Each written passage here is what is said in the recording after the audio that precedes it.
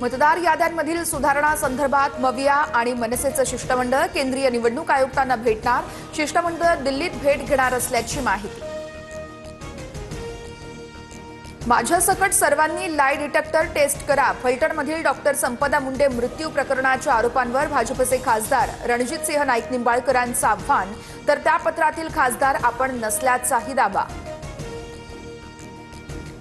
महिला डॉक्टरसह इतर माझ्यावरच्या सर्व आरोपांमागचे रामराजे निंबाळकरच मास्टर माइंड। फडणवीसांनी क्लीन चिट दिल्यानंतर निंबाळकरांची पहिल्यांदाच सविस्तर भूमिका, सारे आरोपही फेटाळले।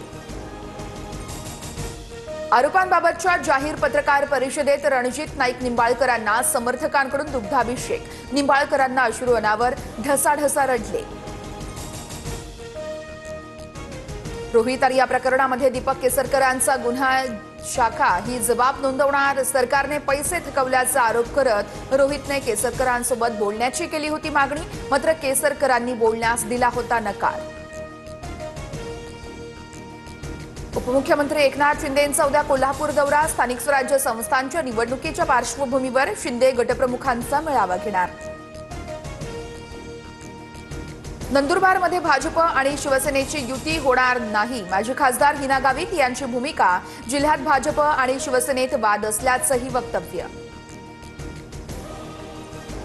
कोल्हापुरातील कळंबा कारागृहात जिवंत काडतुसं सापडली। अटकेतील दोन्ही संशयित आरोपी पुण्यातील आंदेकर टोळीशी संबंधित। आरोपींनी कारागृहात पिस्तूल लपवून ठेवले का? पोलिसांकडून शोध सुरू।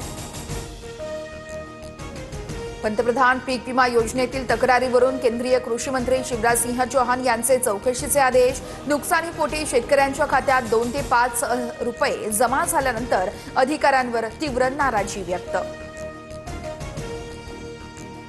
लाडक्या बहिणींचा ऑक्टोबरचा 1500चा हप्ता उद्यापासून जमा होणार। मंत्री अदिती तटकरेंची माहिती। 18 नोव्हेंबरपर्यंत ई-केवायसी प्रक्रिया पूर्ण करण्याचंही आवाहन।